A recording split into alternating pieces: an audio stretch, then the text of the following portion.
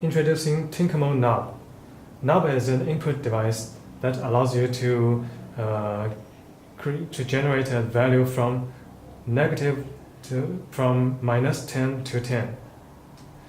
To use it, we need a core module. Switch it on. Snap it in. And drag it in to the canvas. Now it's connected to the application. We can see the instant feedback. And now let's use a motor to demonstrate how it works.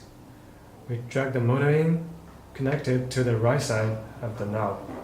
And as we turn it towards the clockwise direction, the motor starts to spin from slow to fast, very fast speed.